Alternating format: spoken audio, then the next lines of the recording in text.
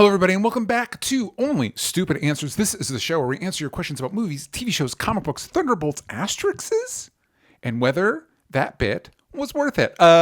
We are talking about the Thunderbolts this week. I'm your host, DJ Wooldridge. With me, as always, is Roxy Stryer. Hey, Roxy. Hey, DJ. Let's get into it. But first, as always, I like to go over your comments from a previous video. This is the one where... it was Daredevil, but a lot of people got hung up on we were talking about, I think, Fantastic Four footage, because that's what a lot of the comments are on. So PK Ton 509, this was me talking about the Silver Surfer of it all. I think Silver Surfer looks as realistic as a completely chrome human body can look. Mm-hmm. The hair is a choice for sure, but I think she looks believable and grounded, realistically reflecting all the light and details of the environment. Way better than a PS3. Come on now. People are so mad at me. The face is spooky looking, but I don't think it looks wrong. She's a bad guy. Question mark on that. I think it's fine if looking at her gives you an uneasy feeling. Should have kept an asset. I deleted the assets from the previous episode to upload new ones. I will say, if your choice is that you're going to make the Silver Surfer a woman, that might be a problem if you are afraid to depict the female form in any way, because it's just like a silver glob. Whereas if you look at the male Silver Surfer in the Fantastic Four: Rise of the Silver Surfer, he's got musculature and a definable body shape. She had boobies and a waist. Yeah, but it's all very globby. And I just like it's something you should be aware of if you're going in. It's a silver naked person. You gotta be. I love that you and I have just said screw it. I've pissed everybody off about Andor, and you have pissed everybody off about Fantastic Four. Yeah. I just whatever. Anyway, Imani Leach 2010. Hope I got that right. Me and Roxy are on the same when it comes to Frank and Karen. By the way, you had a lot of people on the same page with you and Frank and Karen. Okay, I'm not surprised because of what the show has done. Mm-hmm, You guys did that to us. It didn't pull it out of thin air. I did rewatch the first 2 episodes of the original Netflix show, and I will say, like, what, Punisher or Daredevil? Daredevil. Okay. The original Daredevil one, and it's like, no, Charlie Cox and Deborah Ann Wall, they got something going here. Back when the show was a little more sure about like what it wanted to do with those two. I think I thought that at that time too. Yeah. Because Frank wasn't even a part of the show yet. Yeah. Right. But I feel that no longer. Mm-hmm. And there's a gang of us. And they did this to themselves. So like figure it out and either stop doing this or lean in, because it's not you can't keep doing this and expect us to go away. Yeah. Why not? When DJ says, whatever, man, I'm not making this movie about the Fantastic Four, I bet the director said the same thing. Savage. Probably not wrong. That's a very upsetting comment. I could spend an hour unpacking that comment. We should do an episode where we go through every comic book movie that ever was supposed to be that didn't end up being. What it would have been. What it would have been like. Brustar says, I think it's pretty clear distinction between Punisher and the fanboys in this show is that the Punisher wouldn't dunk a reporter's hand in a deep fryer unless he was actually a bad person. I commented on this comment, but I do want to elaborate. I see your point. I understand your point, and I would imagine it's a point that the writer of the episode agreed with you. However, Punisher would do that to somebody he thinks is bad. And it is a writerly contrivance that he always happens to be right. And that is the issue with not having due process of figuring out if somebody actually is guilty of a thing or not. I will extend this. This is also true to a degree. He's not putting bodies in the ground, but this is also true of Daredevil himself and almost every superhero. The caveat with Daredevil is he has magical hearing, which allows him to know when people are lying to him or not. Well, and so that gives true of any person ever who takes matters into their own hand. Yeah, it's just one of those, that idea that like, well, Punisher's good because he only hurts bad people. It's like, well, that's a very very narrow. And it's not only thinks, DJ, it's deems to be. Yeah, so bad by his standards. And I was thinking back to and I didn't rewatch it, but I was thinking back to when season 2 of the Netflix Daredevil show, when he first showed up, Frank, when Daredevil pushes on him, he's like, how do you know? And Frank is like, I just know. To the degree that I felt at the time, I don't know if I still would, that the writers were trying to lean into this idea that the Punisher has some sort of almost mystical understanding of who's guilty or not. But it's like, I think Frank Castle can be a very interesting character. I think John Bernthal's performance is really cool. I was excited to see him in the show. It's just real tricky, and I'm not sure a lot of writers are up to the task of navigating that trickiness well. Is there somebody you think who would be particularly good at that? I'm interested in the special that they're doing, the one-shot Punisher special, because the guy that is co-writing it with John Bernthal and is directing it is a director. I don't know if he wrote any of it, but he directed episodes of We Own This City, which was from David Simon. Yeah, that's right. The guy that created The Wire, he also created We Own This City. Yeah. And that show was about a real-life story of corrupt cops. Did you see John Bernthal is co-writing this? Yeah, don't know how to feel about that part, Yeah, but I didn't know that. We'll see. Coming from that pedigree, at least if you've seen We Own the City, which is excellent, it's like, okay, so we at least have an understanding of some of the nuance here. If that's where we're coming, and I believe I'd have to double check, but I believe the guy directing it is a black director, which just gives him a different perspective on this type of thing. I will say the one comic writer I can point to that I felt really understood the Punisher is, and this is why he has one of the most successful runs, is Garth Ennis, who also created Preacher and The Boys. And it's because he understood on an innate level, the Punisher is a problem. Like I will throw people at him that are way worse. And it's the guy that created The Boys, so he doesn't mind getting, rough with stuff. But at the basis of it, it's like, no, the Punisher's a problem. Yeah. Punisher's not necessarily a good dude. It's like, does that translate well to television though? It'd be tricky. I think the Punisher, and I think part of it is, I think to really tackle the Punisher well, I think you would need to kind of divorce yourself from typical superhero. You're now telling a crime story. You're not telling a superhero story.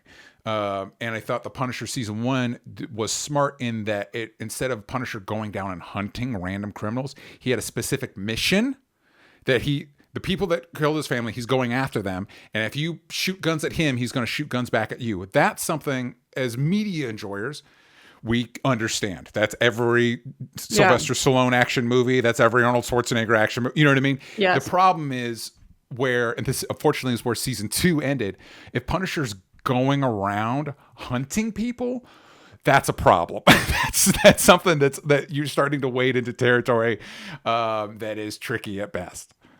I hear you. Last one, Handsome Ransom. Could Dr. Doom actually be the child of Reed and Sue from this universe that gets left behind somehow and turns evil? I know they announced Doom, but did they specifically say it was Victor Von Doom? I think they did. He would be about the same age as RDJ is now, and have a valid motive to want to whoop the superhero ass. Quote: "The child who is not embraced by the village will burn it down to feel warmth." That could be cool. Is there merit to that in the comics? I don't believe so.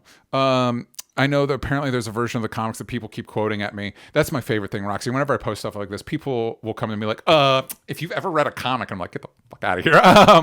But where it's 9 out of 10 times people who have Wikipedia'd the summary of that comic. Yeah. There is a comic where like Franklin Richards ends up being Galactus or whatever, and people are speculating that might be part of it because they're talking about the pregnancy and the thing. I do think it's weird that people keep wanting to make this more complicated. They keep coming at this wanting to make it like a more complicated movie. And I will tell you, after seeing Thunderbolts, I think there's a good chance we've all correctly predicted what this movie is, because we all correctly predicted what Thunderbolts was. we're all like, yep, that's kind of, I guess Marvel's not really in the game of like trying to like surprise us anymore. Like, hey, here's the thing that we said. Did you not like Thunderbolts? I didn't say I didn't like it.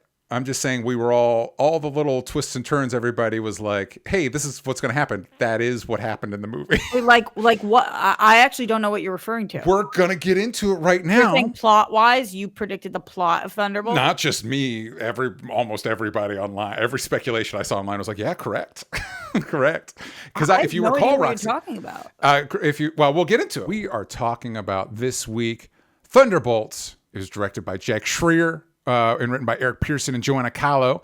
After finding themselves ensnared in a death trap, an unconventional team of anti-heroes must embark on a dangerous mission that will force them to confront the darkest corners of their past. Currently on Rotten Tomatoes, as of this recording, it has an 89% with an audience score of 95%. Roxy, is this... We had Florence Pugh in Black Widow and Hawkeye, and then this? Is that all?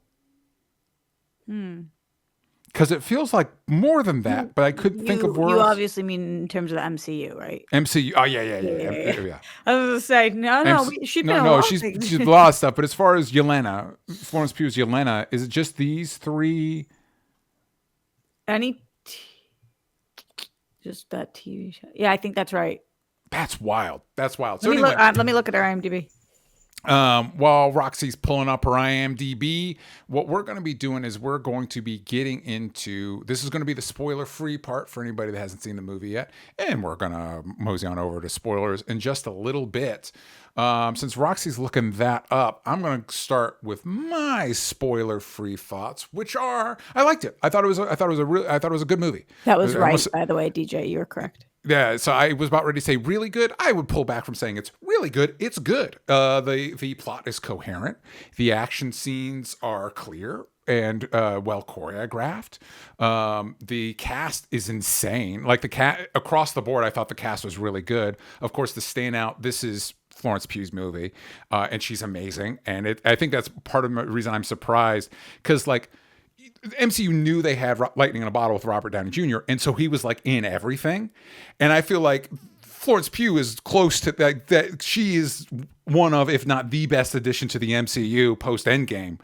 And so it was weird. Like, wait, she's only been in 3 Marvel movies? Black Widow was in 2021, so it's not like she's been in the MCU for that long.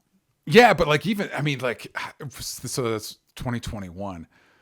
Okay, so that's just 4 years. And a pandemic. Anyway, because they filmed it prior to the pandemic. So it's been a while for her, but not as long for us as audience members. It's her movie. She's amazing. And I think a lot of what makes this movie work is the cast. I think the cast is the movie itself, the directing and writing and everything don't get in the way. Because we've seen some movies where, Brave New World, Captain America, Brave New World, where you can like, this feels like 3 different movies shoved together. Like you can feel the reshoots. None of that here. This feels pretty cohesive. Some of the action scenes are pretty solid, but really it's like this cat. I mean, I like all these people. I think for me, Yelena is Florence Pugh's Yelena is like the bright star. Like, yeah, of course you make her the lead of this movie, of one of your movies. She's great. The dark horse for me, I think, is David Harbour, because the Red Guardian is a fucking cartoon character. Like on paper, this character should really annoy me, but like David Harbour's so good, and he like makes all the cartoon bits like feel believable somehow. I couldn't tell you how, but like it's like I believe in this guy, and I started thinking about what he's doing. I'm like, I don't know why I believe in this guy. I don't know why like I buy into this character, but I do. But across the board, I think it's Lewis Pullman plays Bob. Great. There's nothing I dislike about this movie. The one caveat is though, it is better than fine, and somehow that makes it the best Marvel movie I've seen in years. And so it's like, that's not great for the state of the MCU. Like I was trying to think of an example. It's like, imagine if somebody was like, oh wow, Ant-Man, and I like Ant-Man by the way, but like Ant-Man, that's the best Marvel movie I've seen in ages. Like that's like kind of firmly mid-tier. Or like, even for me, I liked Black Widow. I didn't see this as being that much better than Black Widow, but people are talking about it this way better, and I can only imagine it's because the movie before Black Widow was Endgame, and the movie before this one was Brave New World. So it's one of those like, this is pretty good, and I liked it. but I do have concerns about the general health of the Marvel Cinematic Universe. Roxy, what are your spoiler-free This thoughts? made you have more concerns about Marvel? No, I think it was just a good like bellwether of like, oh, the fact that I'm like, I think this is the best Marvel movie I've seen in a long time, and it is just better than fine. Is that's concerning? It does make me maybe Fantastic Four won't be a disaster. You know, like maybe this is a good sign that we're like trending. But it's back not like up. as plot point in this movie made you concerned for the future of Marvel. No, it was just the fact that it's that I get what you're saying. This has like an 89% and it is mostly just pretty dependable, as opposed to you think about, for me, if I think about the highs in the MCU, I think about Endgame, obviously, but for me, Civil War, the first Avengers movie, you think about the cultural moments and the hype you felt, or I'll say the hype I felt leaving those movies, or Black Panther, which it feels unfair to compare any movie to that, but like Black Panther, you know what I mean? And so that momentum you felt from a Marvel movie, or even like a mid-tier one. Like I think Thor Ragnarok is the best Thor movie, but that's what if Thor movies aren't that good? But I think Thor Ragnarok is a perfectly fine movie. I didn't love it as much as everybody else, but it is a good movie that I enjoyed. Did you like this more or less than Thor Ragnarok? Samey. But again, it's around less stellar.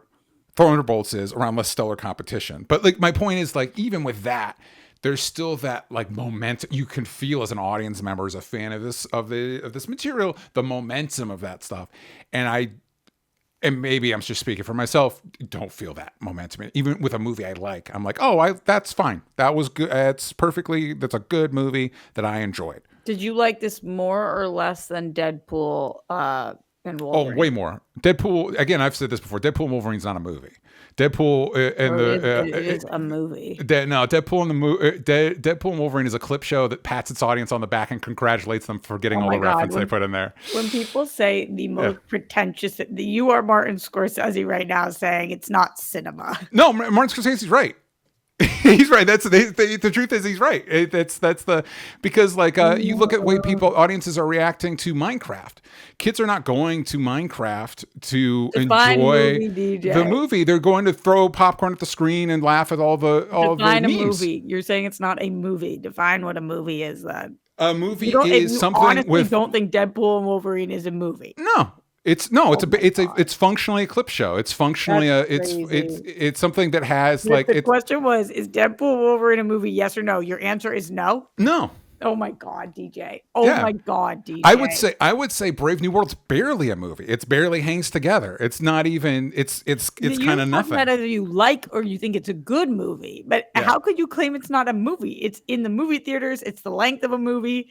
It has characters like a movie. It is filmed on what is filmed by a movie. Like, does it have characters or does it have actors on a stage? What is your definition of a movie?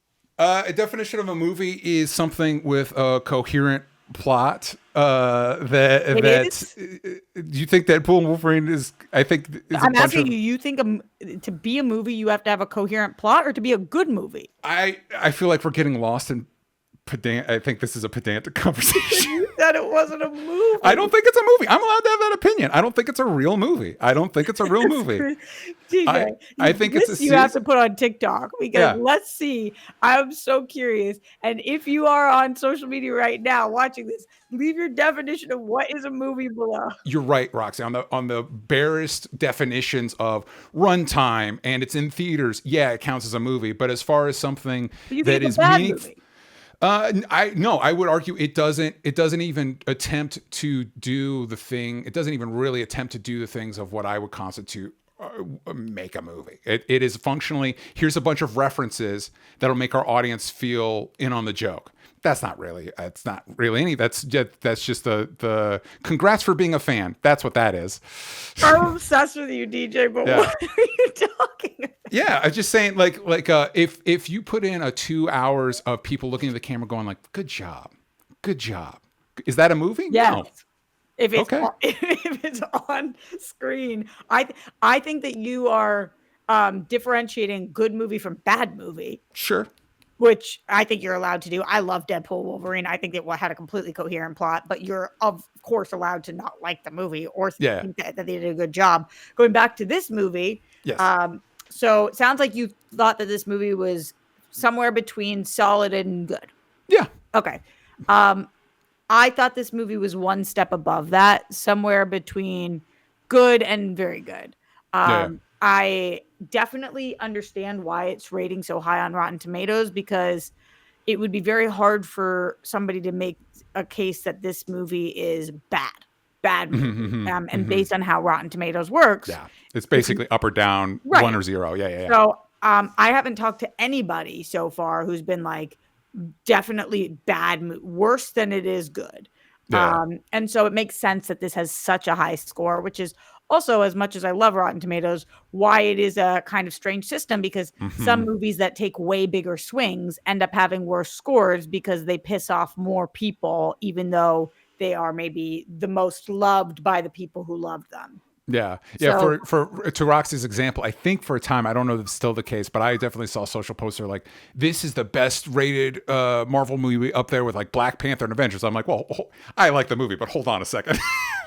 Totally. And for people who are saying this is the best movie since Endgame, I don't feel that way. I don't even close to feel that way. So I have to look up my thing. I'm saying that to say, but you didn't like No Way Home as much as I did. I think. No, but I like, see, that's Guardians 3. I loved too, which I don't remember if did you like Guardians 3? Yeah. Okay. That's my favorite Guardians movie. Oh, so you probably like that better than this as well. We're gonna get into that because I think there's a question that relates to this. Okay, cool. So we'll talk about that. But for me, I thought this was super solid and at times, at its best times, pretty powerful. I kind of fall into some of the same thoughts on this that I do on Andor sometimes, though, which is like everybody complimenting this movie for being so brave makes me like it a little bit less, because I am not that. I'm more familiar with Marvel than I am with Star Wars. However, I compare these things to movies and to TV shows, not to only other Marvel movies or other TV shows.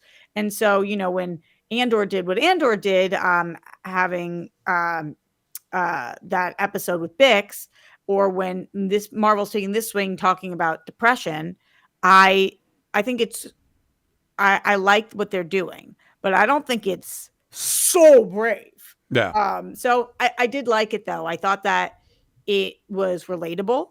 I don't know much about Sentry, and I thought that the visuals around Sentry were really cool. Spoilers, sort of. Is that? I don't know. It felt like a half-hearted secret. They were no, it's not. There's an action figure. They put out the action figures right before it, but the trailers kind of treated it like, who is this person? I'm like, we all know, man. Really? No, I think that he was. Anyway, he talked about it in interviews and stuff. I'm not going to say anything more about what happens there, but just I like the visuals. My favorite part of the whole movie, though, like you said, Florence Pugh is amazing. But so good. My actual favorite thing of the whole movie was Sun Lux's score. I thought that the score in this movie was so great. Really cool to find out that Sun Lux, the last movie they did was Everything Everywhere All at Once. So made perfect sense that I was so into this score. It didn't sound like an MCU movie at all.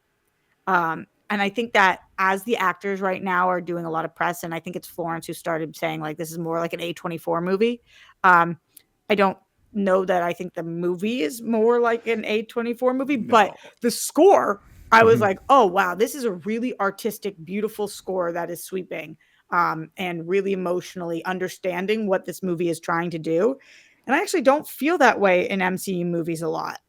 Yeah, so, I feel like usually the scores are mostly pretty forgettable. Yeah, exactly. 100%. Yeah. And that's not to be mean. Speaking of not being mean, I'm not trying to get down on anybody that like Deadpool and Wolverine. I don't think you are. I was just saying when I pushed back pretty passionately, I'm talking about the people that get so mad anytime you're like, how dare you disparage the name of a Marvel movie or this, and it's like, guys, at the end of the day, I get you're allowed to like it, but it is a franchise. Like it's like if I don't like Nikes and everybody gets so mad, it's like, it's a brand, guys. Like I don't know what to. You're allowed to like what you don't like, but like, you know, difference though, DJ, in saying I don't like Nikes and Nikes don't make sneakers. But again, so I'm just I was arguing with the hypothetical person. Roxy brought up posting online, the hypothetical people that get mad at me. It's like, yeah, at a certain point, you can't just, you're allowed. Other people are allowed to have opinions about the things that you like. That's a fact of life. But, I totally hear you. I think, but I'm not trying to say anybody. Anybody that I don't hate Deadpool and Wolverine. And so anybody that likes it, I get it. I'm not trying to rain on everybody's parade. I still do stand by that. You also come from such a different perspective than I do, DJ, which is that you are a diehard comic book fan, and you're diehard to these characters. So I think that your opinions are super valid.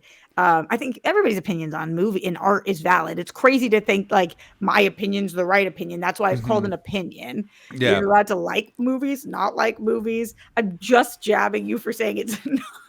Yeah, well, it's I think it's not. I do think you're right, and I think that conversation about my relationship with the characters does factor into. And I think this is why there's an argument with like maybe less IP stuff, because when it comes to like the Fantastic Four, there's an expectation, and when it comes to Superman, we'll see how there's an expectation whether that is both the blessing and the curse of IP stuff, is that the people have a prior relationship to that stuff, and it's in communication with that. Whereas when I go in to see Sinners, my only association with that is I like Ryan Coogler movies. Yeah. Otherwise, this movie can tell me what it is on its own terms.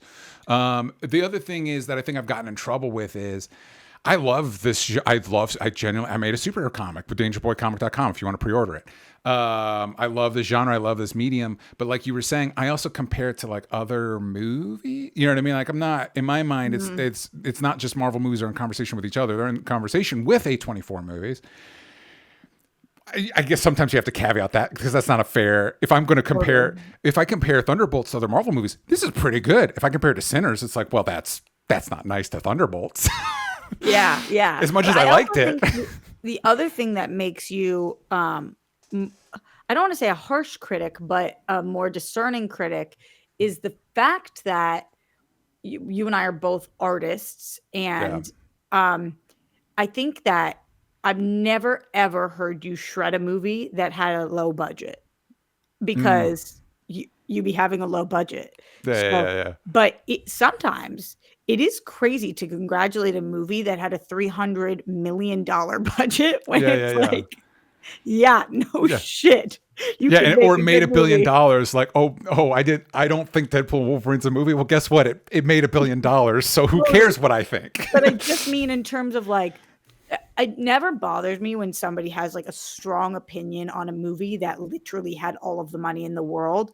No. I only ever get annoyed with people when it's a movie that has $1 million budget and they're like, that explosion didn't look very good. And it's like, compared to Marvel, like, what are you comparing this to? They're doing the best they can as filmmakers. So I think also as an artist, you're looking at this like you have all the resources in the world. So that's what I'm measuring you up against. Yeah. And I think that's a good distinction, because I think, and this is probably something different between you and me, I try to slow roll criticism on actors, because it's like coming up, I'm focused on writing and directing. And so I know as a director what I would want from an actor, but when people are like, that performance was bad, I tend to try to think of it like, or was the direction bad? Whereas like you are an actor, you know what make acting good. You know what I mean? Like you know what you feel like an actor should be bringing to the table. Whereas I try to like stay out of stuff, editing, writing, directing. I care a lot about that stuff. I spend a lot of energy on that stuff. And so I notice it more. And obviously I'll notice something like again, like you see Florence Pugh in this movie. It's like, this is a fucking movie star. Florence Pugh's a fucking movie star. Man, she's so good. I think that going back to what you were talking about initially, I couldn't agree more that the cast of this is just bringing the heat. Yeah. To the point where I actually kind of feel bad for everybody that isn't Florence Pugh or Lewis Pullman, because they're the ones that are being so talked about. But like, let us not forget Wyatt Russell absolutely annihilates in this role. Yes. He really does. And I'm glad you mentioned David Harbour, because I feel like he has the most challenging role in a lot of ways. Because it could be so stupid. Yes. Like he could have made this so bad.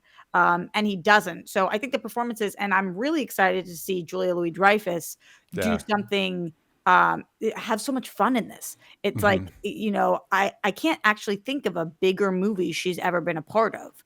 That's probably true. We know her as a TV girl. Not that she's never been in movies. She's been in a lot of art house, independent, or smaller roles in big movies. But she was in this movie, no spoilers, but she has a real role in this movie, like a meaty role in this movie. And I could just tell she was having the time of her life. So in general, I have no notes on this cast. I've heard a lot of people didn't like an assistant character. I mean, I don't think that's the actress's fault. That role that role is a function of the script role. That's like, we need this person to exist role. But I thought that the actress actually did a really good job in that role. I think that role was originally, and it was supposed to be, was Ayo Edebiri from Beef, not Beef, from The Bear. Sorry. Yes. And then it got recast, which this actress is excellent as well. But and it is that Stephen Yeun got recast. And that's one of those. He's great. Which Pullman is this? The Lewis. He's good. It's like that. I would imagine. This is going to sound like a backhand compliment. I would have a harder time seeing Stephen Yeun portray such a loser, because in my mind I was like, well, that's Stephen Yeun though. Totally. I actually think that makes perfect sense, because while Lewis Pullman has been in a lot of shows, and he was at and I always mess up the name of this, Good Times, Bad Times, El Royale, The Bad Times. Oh yeah, he was in that, dude. Yeah. I keep finding out things he was in. I was like, wait, he was in that? Yeah. So while he's been in a bunch of things, he doesn't have that star power yet. Where it's like, Stephen Yeun does. He's a stud, and we all know it, and we've known it for over a decade now. So I agree with you, where I think that part of this role Stephen Yeun could have nailed. I'm sure he would have nailed the whole thing. He's a very, very good actor, but it would have been a really different take, because I'd be thinking he's the man. So. Yeah, because part of what makes this work, and I actually thought, I was a little worried about the inclusion of, we're now going to be in spoiler territory. Roxy is correct that this isn't really a spoiler, but I think Marvel wanted it to be. Whatever. Is this what you were talking about when you were talking about you predicted the plot? No, because a lot of people correctly pointed. Roxy, you may remember, I was hoping that they would do a fun. Everybody noticed Taskmaster is not in the trailers a lot, and everybody was like, that because she dies. And I was like, wouldn't it be cool though if actually a different character was under the mask? And nope. Not only does she die, she dies so quickly and abruptly, to the point of like, why even include this? Why is this character even here? It's not even a big deal that she dies. So why do you think we did do that? I'm asking you. I honestly don't know. Why is Taskmaster in this movie at all? My theory around it, I have a couple of different thoughts on maybe why, although I'm not standing up for it, because I think that of any of my notes on the movie, my note on that would be, don't do that. Yeah, just cut the character at this point, or make them matter more before they die. I guess it was supposed to be a moment for Florence Pugh. Because she knew her, would be my guess, or because they weren't willing to kill anybody else, but they didn't want to leave the movie having not killed any characters. Because it's a team up Motley Crue movie. So maybe that's why, but then hold on to her a little longer, or like make her death more impactful, or at least like show us a relationship of her and Florence. And that I am with you, where when that happened, I was like, that was so lackluster that even in my review, my non-spoiler review for it, I didn't even mention her. And everybody was like, you've mentioned every character but her. And it's like, what am I supposed to say? She's not even in the movie. She literally shows up to get shot in the head. Like, that's it. The best thing for that actress was the fact that she got to do all the marketing for this, because just like... Yeah, at least it like puts her on the radar for people, because certainly you won't remember her after the movie. I saw it with some friends, and actually, Mike Joyce mentioned this. Mike Joyce, probably to appease the haters who weren't a fan of the character in Black Widow. I had a friend that suggested maybe this is to clear the deck before a more comic accurate Taskmaster. I'm like, fine, I get, just do that. I don't know that we needed to see this character get killed, and also her kind of emotional arc, saving her from this programming is like a plot point in Black Widow. It'd be like if the next movie we see Sentry and he gets shot and he's just dead. And it's like, well, then what was the fucking point of that? Yeah, they clearly, this they hadn't thought of this when they shot Black Widow. Clearly, this was not on their radar. No. I think that they just could have, even if it was to clear the deck, you can still do that impactfully. Have a factor with the characters. Right. We create a relationship with her, and then she dies tragically. Yeah, I'm not bummed that they killed her. I thought it was weird that they just did it so nonchalantly, like so quickly. This might have been tricky for the end game of the movie, but you could have had Sentry kill her, which again, no, I got sidetracked. I was worried about the inclusion of Sentry. I actually thought it worked really well because you go on this. Bob, when he's first introduced, his inclusion in this group is funny. He's so great as Bob. Yeah. He is comedic relief. He is really endearing. He's a handsome boy, and he brings out the best in Yelena, which is really nice to see. I liked spending time with Bob a lot. But then as the movie progresses, you realize, and this is true to the end of the movie, Bob's a problem. Bob is, when they go through the whole thing. So Julia Louis-Dreyfus is kind of working in a semi-Nick Fury role, but she's been trying to create a super soldier because the Avengers aren't around. That has not gone well. Bodies piled up, and she's under investigation, so she needs to clear the deck. So she sends all these Black Ops people to try and kill each other. So we're talking our crew: Yelena, U.S. Agent John Walker. Not Red Guardian, he shows up later. Taskmaster and Ghost, which, by the way, Ghost has the coolest fucking power. Nobody ever takes a second in the movie to be like, fucking Ghost is the coolest one of us, right? As far as like things that they can do, Ghost is like the coolest, right?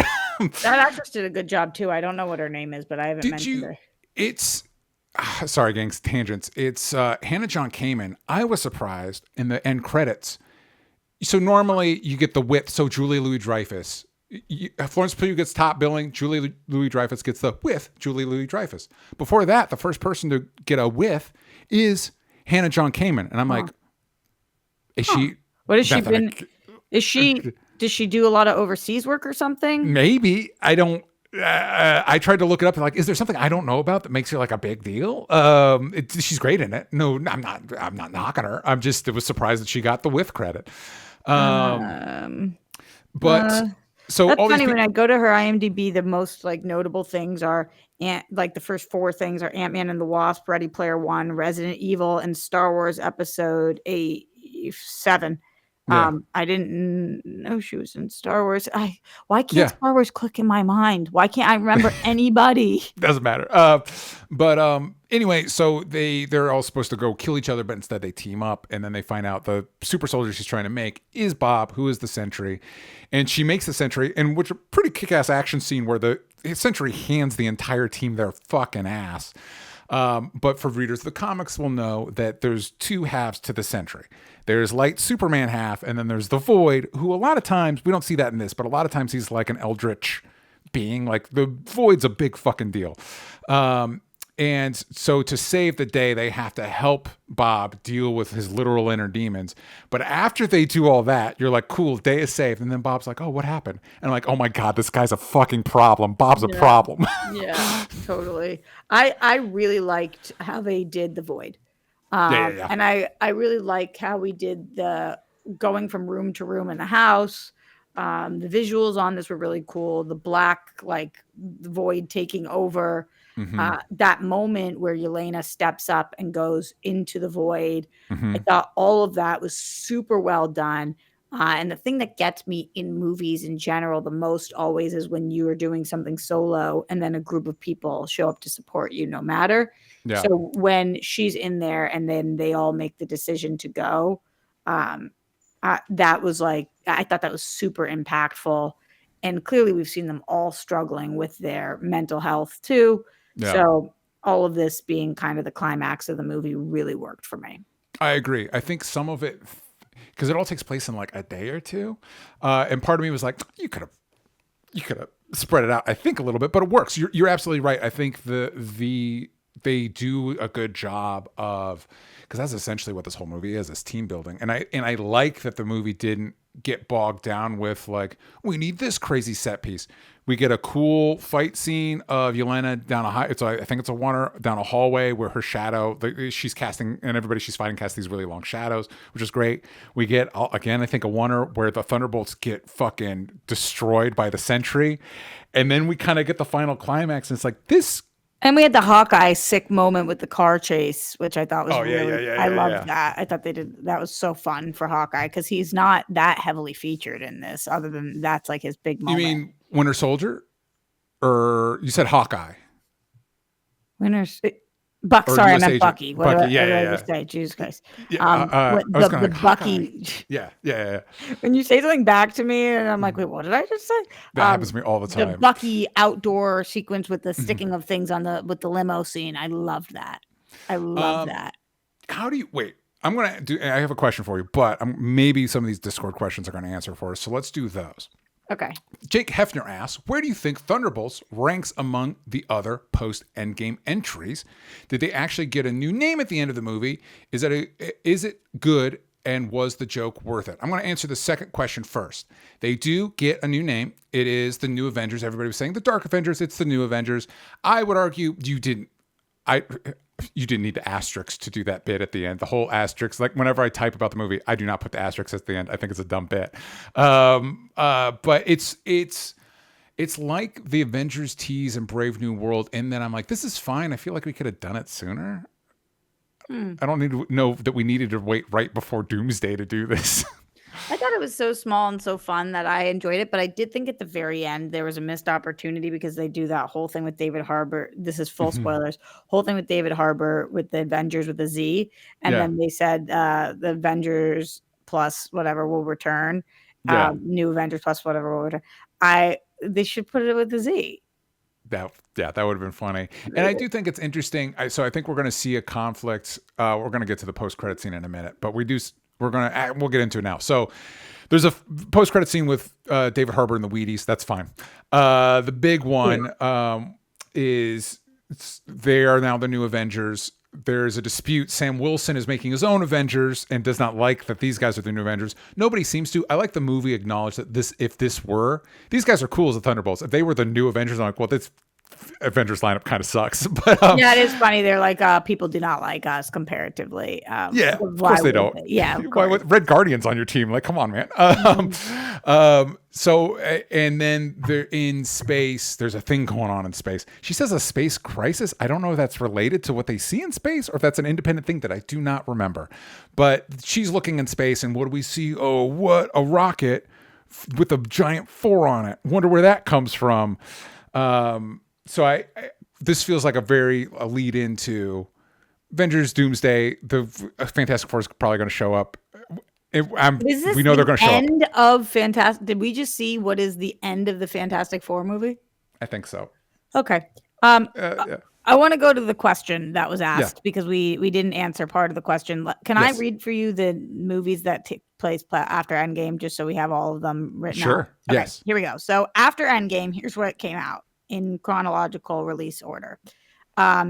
Spider-Man Far From Home, Black Widow, Shang-Chi and the Legend of the Ten Rings, Eternals, Spider-Man No Way Home, Doctor Strange the Multiverse of Madness, Thor Love and Thunder, Black Panther Wakanda Forever, Ant-Man and the Wasp Quantumania, Guardians of the Galaxy Volume 3, The Marvels, Deadpool and Wolverine, and Captain America Brave New World. So that's a lot of movies actually that have come out since Endgame.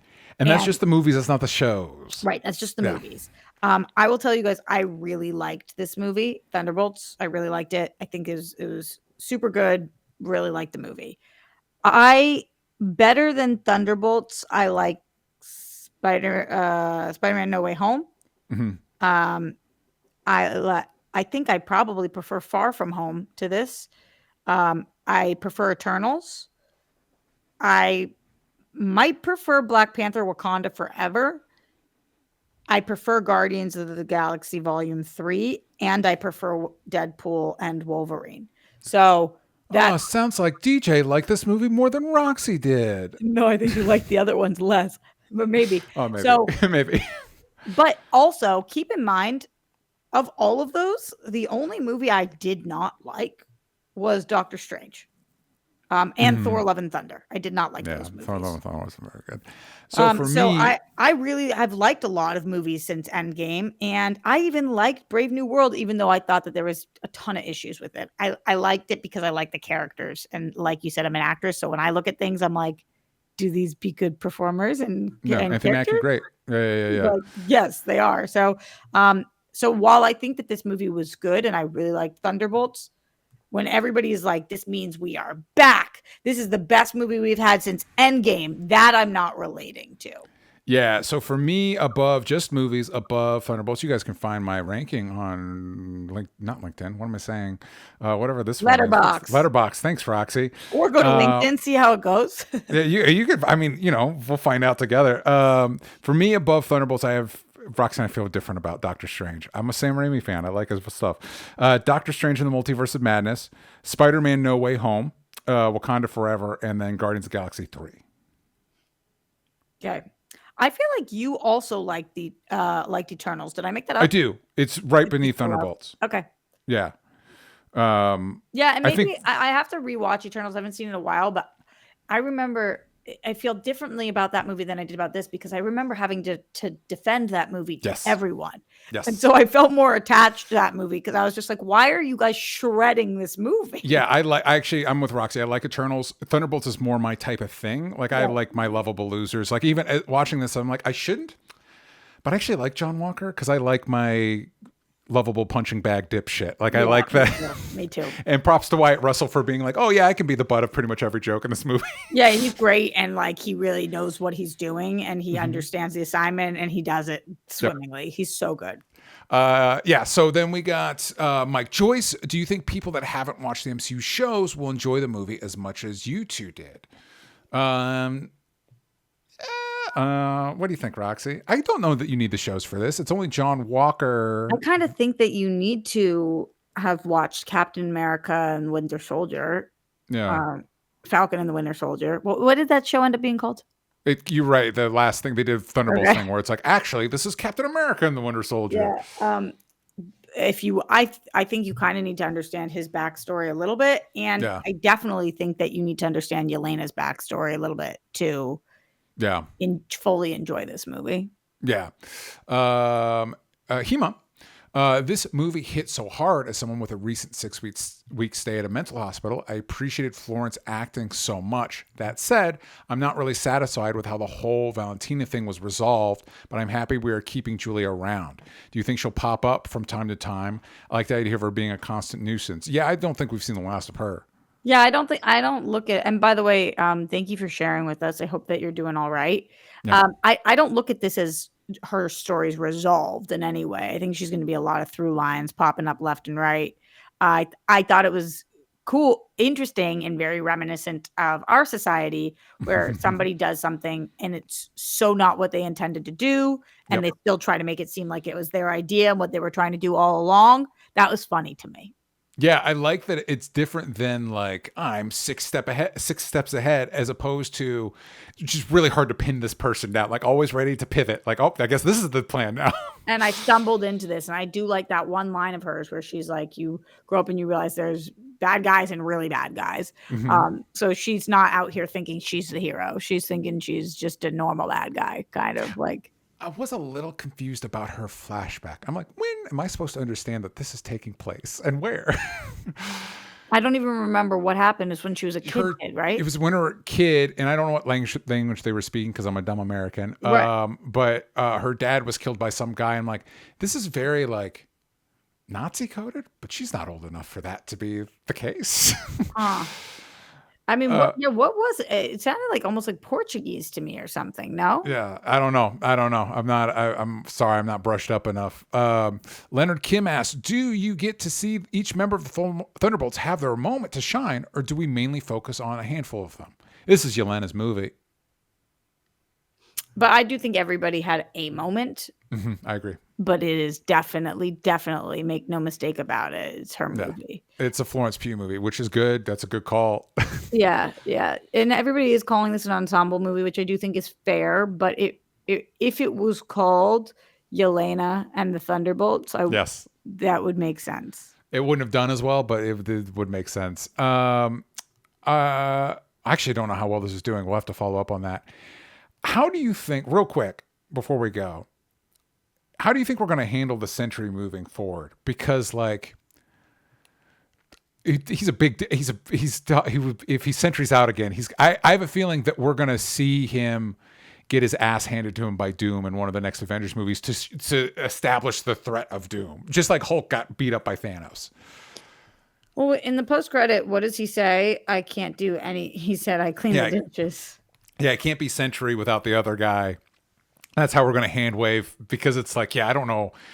Damn, Sentry's a problem, man. But I wonder if the movies, and I don't know if there's any basis for this in the comics. I'm doubting it, but I wonder if it's kind of like we try to train him like we train Hulk, where at first you're like, he can't. Like, there's no world in which you can Hulk out and be okay or have any kind of control over it. Yeah. But maybe we learn to control the depression, the sadness, the darkness, and maybe we see Sentry's journey in that way. Instead of like hiding from this part of himself, he embraces it and something. We love to pair off our Black Widows with super powerful guys that deal with some variation of bipolar. I know, but also, like, did you find, and this is where it sucks to be me, DJ. Yeah. I shipped them. Were they going for that? I think I don't know if they were going for it. I felt some of that energy too. I will say, here was why I pumped the brakes in my own brain of like, is this a thing?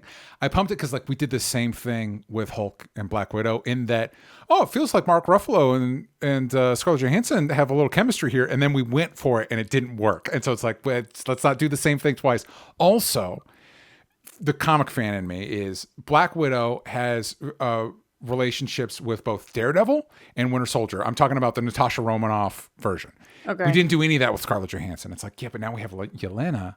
Is there a chance we could get Yelena to show up in a Daredevil episode so I can still get my Black Widow Daredevil, to the degree that they were going to somebody pitched a Daredevil live action show, I think in the 70s, and it was going to be a Daredevil Black Widow show. That's how connected they are in the comics. She-Hulk and Black Widow have hooked up with, Eskimo sisters, whatever. I don't know. Like the comics. Everybody's hooking up with everybody. Listen, there's a reason that I have gotten to my age and I'm single, and part of it might be because a sad boy can be hot, and something about the sad boy energy was like that. They are cute together. I like the way that they, like when the first time she wakes up and he's holding her hand and doing this Sentry thing. Yeah, it's like, oh no, I'm screwed. I'm screwed. Well, let us know in the comments. Do you ship Yelena and Bob? Who do you ship in the Thunderbolts? Let's see who we can pair off Red Guardian with to make him, have a happy wife, happy life.